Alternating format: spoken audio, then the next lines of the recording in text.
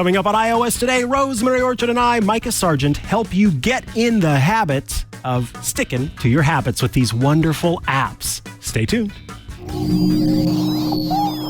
Podcasts you love. From people you trust. This is TWiT. This is iOS Today with Rosemary Orchard and Mikah Sargent, episode 687, recorded for Thursday, January 25th, 2024. Make some new habits with iOS. This show is brought to you by members like you. Thanks.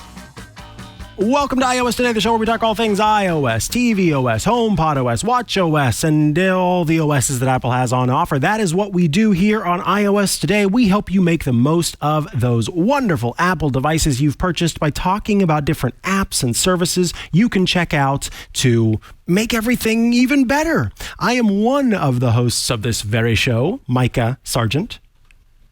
And I am Rosemary Orchard, and super excited to be talking habits and all of those wonderful associated things because, you know, we're towards the start of the year still, but things might have fallen off of the tracks a bit at the moment. So it seems like a good opportunity to revisit, what you can do to make your New Year's resolutions or themes or goals work better for you.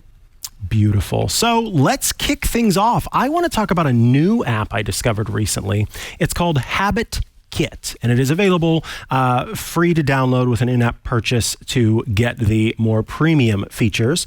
HabitKit is a habit tracking app that kind of shows you your habits in this beautiful grid-like view. So I have HabitKit here pulled up on the iPad. It's really purpose-built for the iPhone, so I'm going to zoom in here on the iPad to show it. And what we want to do is we want to create a habit. So we'll give the habit a name, which is, let's say, run with dog. So maybe you want to, you take your dog for a walk, but you want to start doing more. You want to go for a run with your dog. Take Fido for a run twice a week. And then we'll do a little period. Our streak goal is to remember we want to do it, let's see, every two, well, no. I'll do none because we don't want to set a streak, but the reminder, which we want to allow, we say, did I say twice a week? So every day on Tuesday and Thursday at noon, let's say we take Fido. And there's one completion per day, yes. And for the icon, let's go with, let's see if we can't find a dog or there's a bone.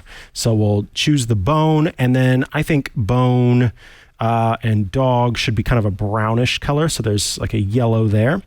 And then we hit the checkbox, and this is now the habit, run with dog. So let's take a look at what it looks like when you actually complete one of your tasks. So here on the iPad, I can check off run with dog, and you'll notice there's a little orange checkbox that happens. All of these squares correspond to a day. And so as you start to do your tasks, you're going to notice that these start to fill in. And you can just, with a glance, kind of get a picture of what it's like to actually have completed tasks. So maybe you want to set another thing, which is backup data. And then I'm not going to put a description this time, and we'll do a daily streak goal. And the reminder is every single day at, let's go with 6 p.m. And then we will say it needs to happen once per day, and we'll do this little icon of an apple, and tech feels green in my mind, and so then we'll do that. Now we've got backup data, and we can check that off. So again, as you start to get more of this information in here, you start to get these really pretty visuals, and you can kind of check out your completions per month, your streaks, everything that's there. So it's a very kind of data-driven and grid-based approach to setting habits, and that is HabitKit in the App Store. Rosemary Orchard, what's your first pick?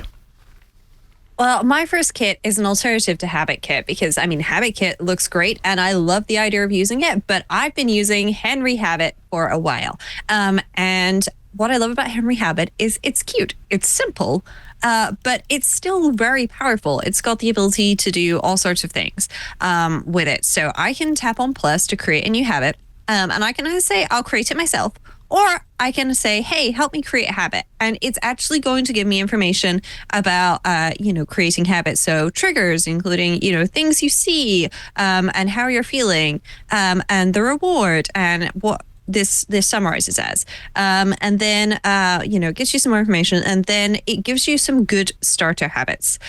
So go for a walk, eat some fruit, spend time with my family, plan my day.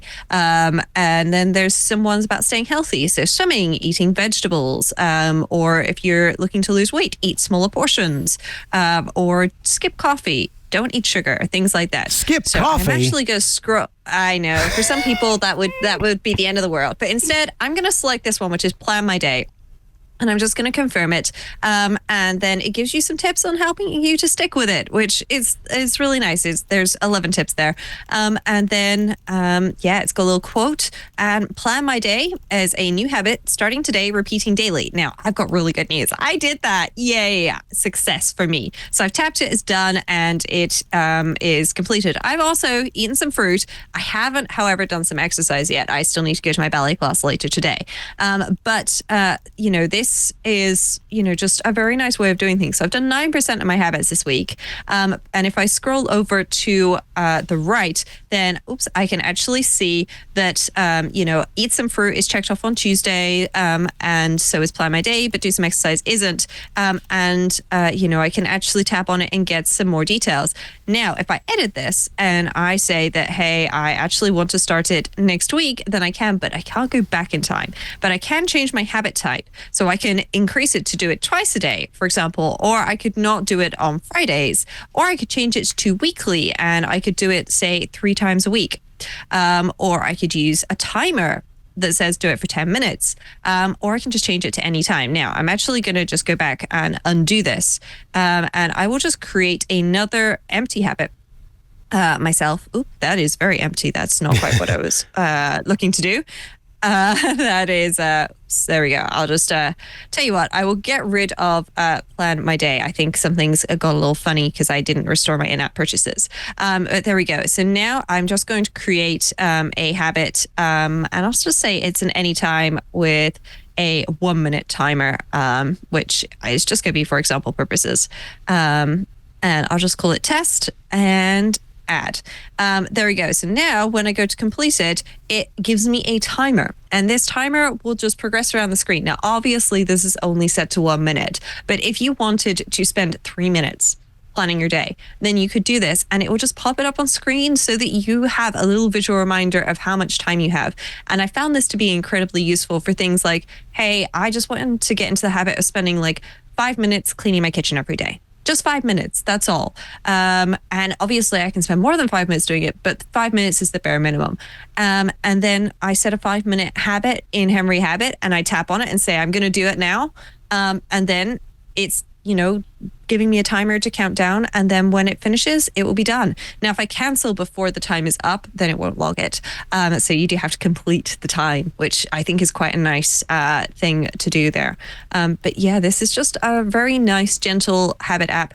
And it's $1.99 or was $1.99 to download. I believe they may have adjusted that now so that it is actually free to download, and then there is an in-app purchase where you can unlock all of the habits. You can just do a lifetime unlock for $20, or you can do it monthly to just try it out for a month for $5. And then there's also a yearly one for $24.99, which is a little strange. I think the lifetime option is better. I suspect the lifetime option is for people who had the previous version. But now my habit is done, so I can tap close, and look at that. Test is complete. Ta-da. All righty. Awesome. It's those extra little features in Henry Habits that makes it so special, right? It's that those the timers and things that really set it apart. And I think that when it comes to these habit apps, it's all about your taste, right? The one I'm going to talk about next, it's called Not Boring Habits. And this is from a developer who makes multiple not boring apps, Andy Works LLC. And so there's Not Boring Habits, and I think Not Boring Notes, and a few Not Boring Weather. And Not Boring Habits, it is, again, it's all about taste and preference. So here on the iPad, I have one habit that was one that was kind of an auto-populated option. And so what you do is you press and hold to mark it done, and you see this big, beautiful visuals. You start to actually build something as you complete your different tasks. I can add more. So let me see. I want to, this is for the add veggie, or sorry, eat veggies habit, and I can set a new habit. And so we can do, let's do call mom. And we want to be reminded to do this on Mondays, Wednesdays, and Fridays at 7 p.m. And so when you complete one of these call moms, which of course this hasn't taken place yet, it won't be until later, then it starts to fill out that habit. So we've already done eat veggies for the day. Call mom is the next one. Let's create a new habit that is, that is walk the dog or run the dog. I forgot that's what we said we were going to be doing. Run the dog. And this time we're going to skip the routine for it, and we're just going to complete the tasks. Rather frustrated. There we go. Is it not a tap and hold? You have to swipe at the bottom. So the middle part kind of shows you which, you've got to complete 60 of these to complete the base. So you swipe up to get to the actual day, and we choose run the dog, which we've done. And that starts to build it out. And I'm going to kind of cheat here a little bit by adding more, check that out, because perhaps we ran the dog every single day. And so this starts to build out a little structure that you complete. And so it just adds a little bit of gamification to the experience. And over time, you completed the base. Awesome. Now it moves along to the trailhead, and you start to build out the trail after that. So again, it boils down to what works for you. If you need a lot of kind of gamification to help you complete a task, if you need just a little bit, if you want to build something, this could be the way for you to do that. All right, let's hear about your next one, Rosemary. Well, my next one is somewhat similar to Henry Habit in that it's got the idea of helping you build habits built into it, but this has got a little bit more than just that. So this app is greatness. Now, I should note this app is free to download, and there's a bit of a free trial, but then after that, it is about $50 a year. So it is, not the cheapest of apps, but what I really love about this is it's into building habits and building routines, but there are programs and courses built into this as well. And so, there's something about being a resilient superhero, which will take 3 minutes. And I can resume my course on the magic of tiny steps, which I have actually read. I just scrolled back to the top so that I could save this for later. But there are a whole bunch of programs in here, and you can filter those by goals as well. So, for example, having a work-life balance could be important to you. And so I can find a program on that, and I can start that. And it's got some included suggested habits with this. So this is about more than just a habit. It's also about actually doing the right thing for your overall goal and putting them all together. But one of the things I really love is the way that you can group your different habits together. So I can see that I have a today routine. I've got morning, I've got afternoon, I've got evening, and then I've got night. And I can edit this and I can add new routines, and I can add habits into those routines as well, which is just really lovely. And at any point I can just say, hey, yes, I've done these, which I didn't complete any of these today because I knew that I was going to be coming on and talking about this. So I'm just going to complete that one as well. And I am absolutely certain that I can do that again tomorrow.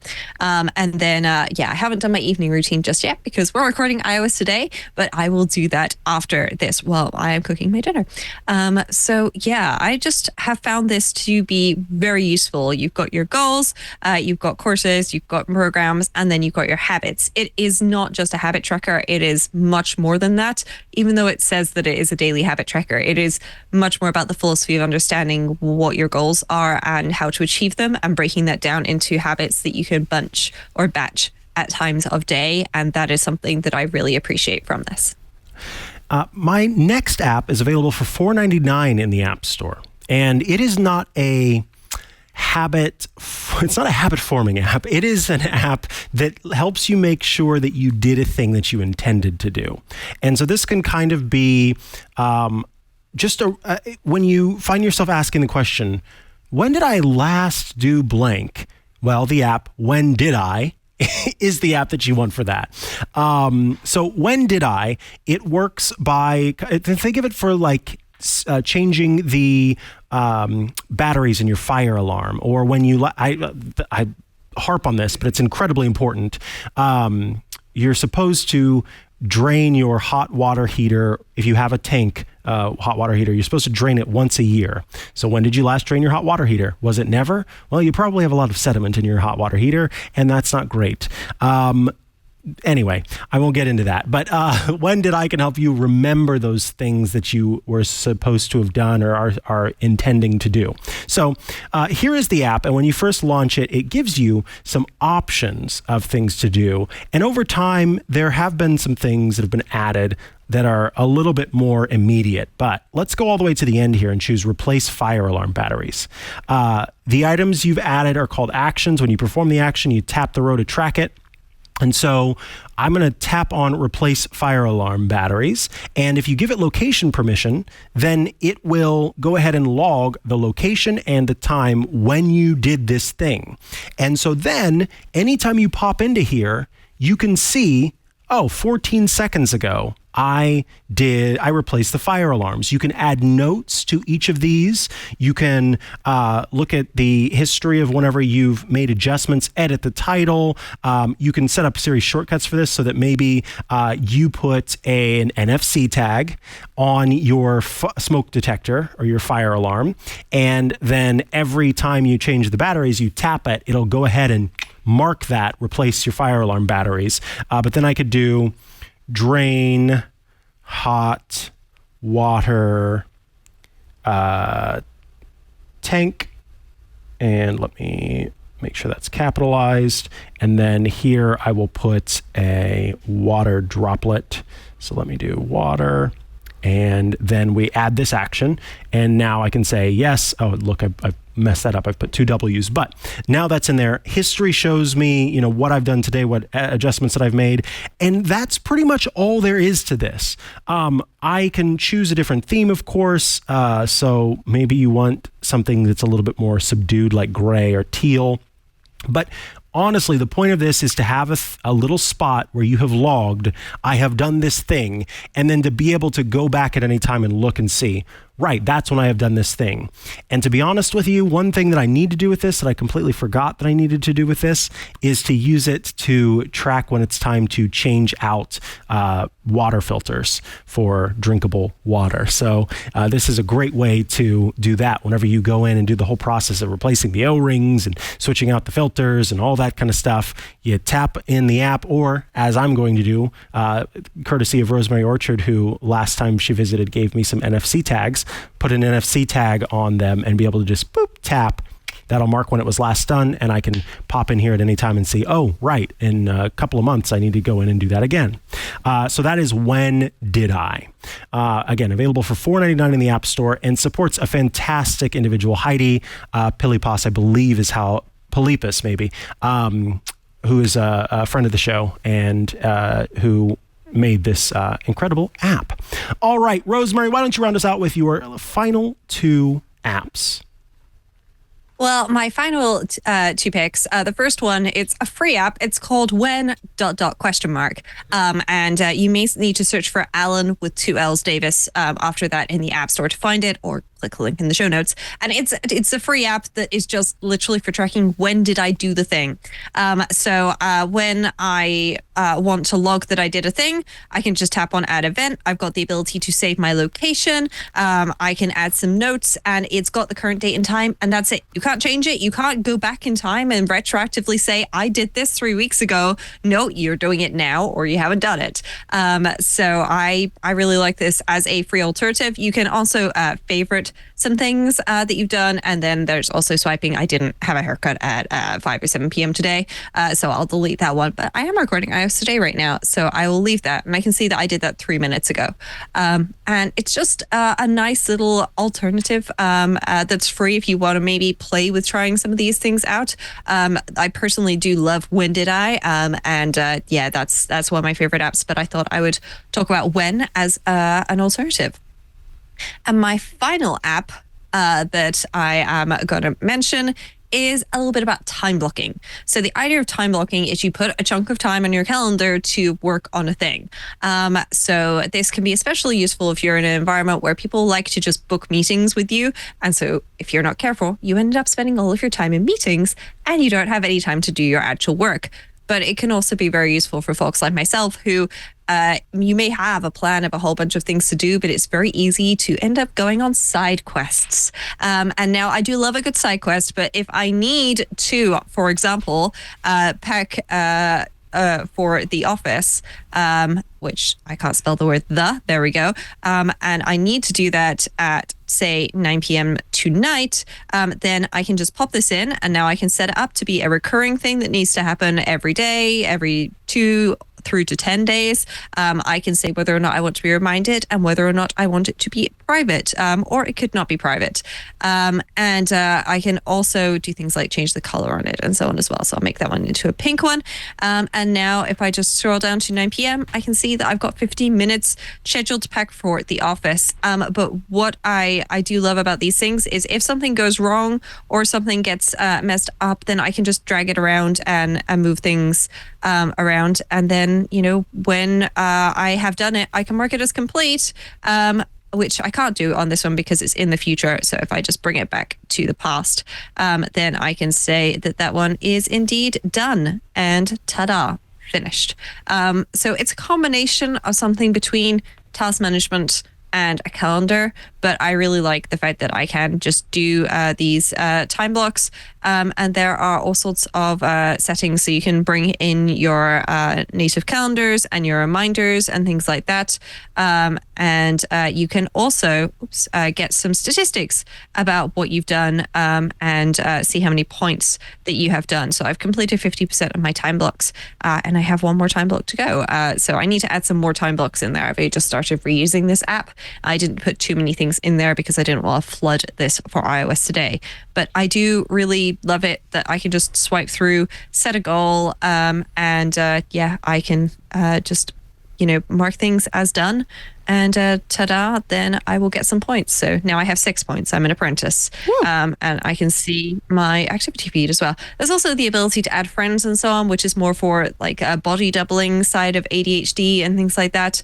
But I just find this very useful for chunking stuff onto my calendar to help frame my day. And I won't necessarily put down, the individual tiny details of exactly what it is. If I just want to have a bit of a clear out, I won't put reorganized dresses in the wardrobe. I'll just put have a clear out, and then look at my task management application of choice to see exactly what it is that I need to do.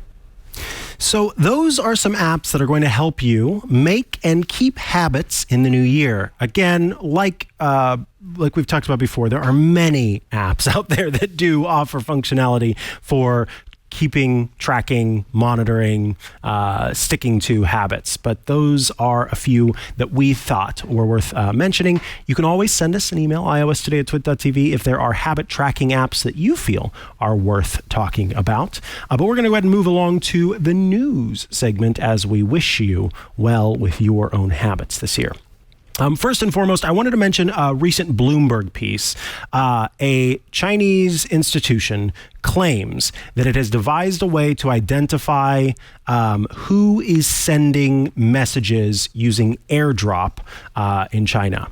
So I want to kind of give a brief little history here. For a long time, protesters have used AirDrop, Apple's sort of peer-to-peer method for sending information, which requires kind of a Bluetooth connection to find another device, and then it sort of forms a little network in between the two devices and lets one send it to another. And in the beginning, there were three settings, which was you could have AirDrop turned off. You could have AirDrop only work for contacts that you had, and then you could have AirDrop turned on so that everyone could send you AirDrop messages or AirDrop content. And what would often happen is if you were in a kind of busy place and a location where there were people nearby, think like a subway or something, then, and I, by the way, do mean the transportation method, I don't mean the restaurant, then you would end up, in some cases, getting random and in too many cases, awful images and videos and things sent to you. So a lot of people would have turned either off completely AirDrop or they set it to contacts only. I always have mine on contacts only. Well, after protesters began to use the feature in China to be able to send messages amongst each other and send different sort of you could think of like posters or other content that is talking about their protest and what message they hope to push forth. Then Apple introduced a change to AirDrop where you can only turn on AirDrop for everyone, meaning that anyone can send you an AirDrop for 10 minutes at max. So if you change the setting from contacts only or from off to everyone, it only stays everyone for 10 minutes. Now, China is claiming that a Beijing institute has developed this way to crack the device log and identify the numbers and the emails of those who send AirDrop content. Crucially, it is important to note and to understand that this is simply a report. This is what the Chinese state-backed institution is saying. This is what the Beijing Institute is saying. There's not been any, proof of the proof of concept that's been given. So we don't know for sure if this is the case, if this actually works, or if it is a means of trying to further limit the use of AirDrop as a way to spread messages. But China says, quote, "It improves the efficiency and accuracy of case solving and prevents the spread of inappropriate remarks as well as potential bad influences." So I will, leave that to those of you to kind of take that as you will. Again, providing that big grain of salt, which is the understanding that, we have not seen this proof of concept in action to actually see that the Beijing Institute has gotten numbers and names from an AirDrop share.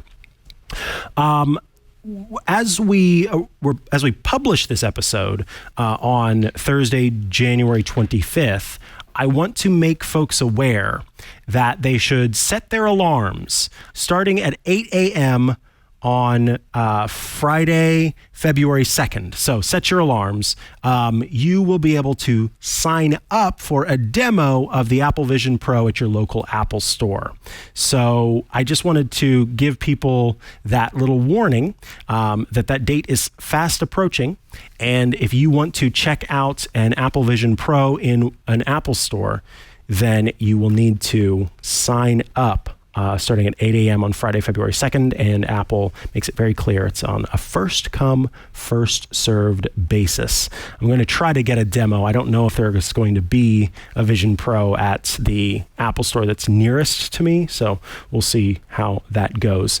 And then last but not least, super cool, Apple recently announced, when the company announced FaceTime for Apple TV, which we've talked about on the show before, Rosemary, and is, of course, the way for you to use your iPhone camera as the camera for a FaceTime conversation where your Apple TV serves as the display. And you can do that with Zoom, you can do that with FaceTime, and I think at least one other, probably WebEx, voice calling apps. The company also announced something called DockKit. And DockKit is a fast and user-friendly way of adding sort of person tracking or persons tracking to your device. And by that I mean a hardware device. So you can make a stand, and with DockKit, it can kind of pair with the iPhone and use Apple's own computer vision technology and all of the tools that Apple has for kind of tracking a face or tracking a body and zooming in and zooming out. And so Belkin has announced a new device that will be coming out soon. Pre-orders start later this month, so later in January, called the Auto Tracking Stand Pro with DockKit. And what's great is that this is a MagSafe device. So you thwack your iPhone to it, it will charge the iPhone, and it does that with 15-watt wireless charging. But the dock itself uses that auto tracking functionality to follow along with what you're doing. So you could imagine placing this in front of your television and starting a FaceTime call, and the dock will automatically adjust, and you can have that FaceTime call and move around in the room and have the device move with you. I think this is pretty cool, Rosemary. Yeah, it really is. So there was a previous version of this, which was for the iPhone, I believe 12 and 13. Which Belkin released as well. And this didn't plug in. So the new one plugs in. The original one used 4 AA batteries and only worked with the Belkin app because they were trying to do, fancy stuff in their app. Now, I bought this a while ago and gave it a try because I wanted to talk about it on the show. And it was okay, but it only really worked when you were using their app. Like, you couldn't use it when you were making a call or something, which for me rendered it, unfortunately, essentially useless. And it also didn't charge your phone. So you had to plug your phone into a battery pack. So I'm very excited with this new one because the fact that you can plug this in, but it comes with a decent length cable. And then, it will work with DockKit so that you can actually use it with Zoom and FaceTime and so on. That is going to make this very useful for me. So I'm very excited to see what happens with this. And I've signed up to get told when they're available for pre-order here in the UK. On the UK website, it just says that the item is out of stock. It does not say that there are pre-orders coming. But I'm hoping that there will be one of these available and we can give it a try and report back on how great DockKit is and what this is like to use as a device, because I'm very excited. And you should be able to use your phone in any orientation as well, portrait or landscape, which is very useful. So yeah, very excited for this. I am excited for it as well, and happy that Apple has said, you know what, we're just going to use our technology, because that is one of the most annoying things. Any of these sort of gimbal or movement devices, they all end up needing to use the app of the manufacturer. And you oftentimes, I just want to use the basic camera, or in this case, be able to use FaceTime and have it work with that. So this is really cool. And as you pointed out, the fact that it can charge while it's running as well is great. So, we'll have to try that out as soon as it's available. Alrighty, folks, I can hear the music. It's time for Shortcuts Corner.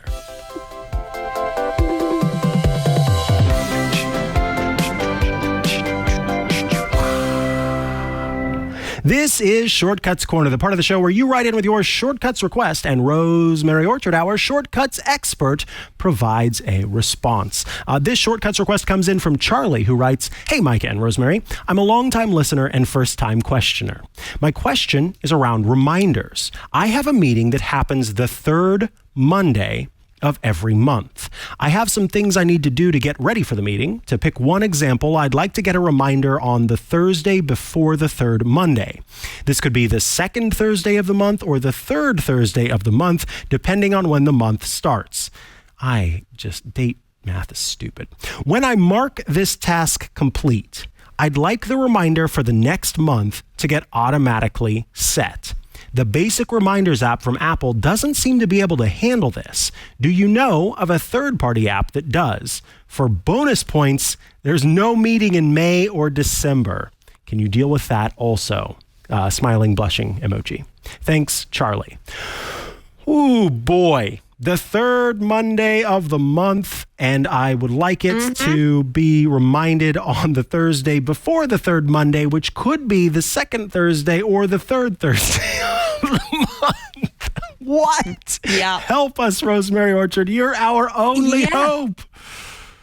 Well, this is a little bit tricky. So to start with, we need to do a little bit of maths. Okay, so how many days before Monday is Thursday? So we've got Sunday, Saturday, Friday, Thursday. So that's 4 days before, okay? So because we're going to do this 4 days before, I actually have something here in reminders that will do this. But I'm also going to show folks how to do this with shortcuts because it's actually a really great use case for shortcuts. So in reminders, I have created a reminder called Test Reminder, okay?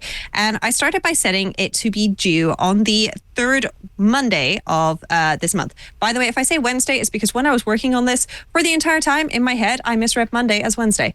But I assure you it works on Mondays. So I counted and I can see in my calendar 1, 2, 3. So Monday, the 15th of January is the third Monday. And then, so that's the date that it's due. But then I have done an early reminder and I have changed this to be custom and I've set it to 4 days before. So, and then I went in and I changed the repeat and I set a custom repeat on the reminder and set it to the third Monday of every month. So now on the third Monday of every month, I will get a reminder that says test reminder. And then 4 days before that, I will have an alert that pops up for that. But that's just an alert. It's not actually going to be due on that day. And I think that that's kind of the problem that Charlie is getting at, because Charlie actually wants something due on that day. So I have pulled up shortcuts. I've made a pretty big shortcut. Now, Whoa. Charlie did throw in a nice little spanner into the works where there's no meeting in May or December. So I couldn't just go 1, 2, 3, 4, 5, 6, 7, 8, 9, 10, 11, 12, unless I wanted to go, hey, if it's May or if it's December, don't do this. So instead, I started with a list. So I've got January through to November, and I don't have May in here. So it goes April, June. That's intentional for folks who download this. And then I repeat with each of these months, okay? And inside of this, I've just taken the month and I've put first after it, 1 ST. And then I'm using a really great little action called get dates from text or get dates from input. And so I've just put the text in there. And this means that it will change this. So if we were recording this in February, January 1st will come out as January 1st, 2025, because I've not got a year in there. That's very intentional. So this is going to set you up for a year. And then it just does a little bit of formatting on this. And what it does with this formatting is it formats this as a C. And a C will give me the day of the week in a numerical format. Okay, so if it's Monday, it'll give me a 1. And if it's a Tuesday, it'll give me a 2. Now, I should note that this is localized to me. So you may want to change the locale because obviously in the US, your weeks start on Sundays. So you may want to change the locale of this Hang on. to Are you telling me to work. that in the UK, your weeks actually start on Mondays? Yeah. Which is how they technically start in the US, but we consider our weeks to start on Sundays. I had no idea. Yeah. Sorry, that's an aside. Sorry. Yeah, My week starts Monday. Basically, yeah, everybody's week should start on a Monday. It makes your life so much easier, and it gives you 2 whole days at the end of your week to recover. It's such a nice idea.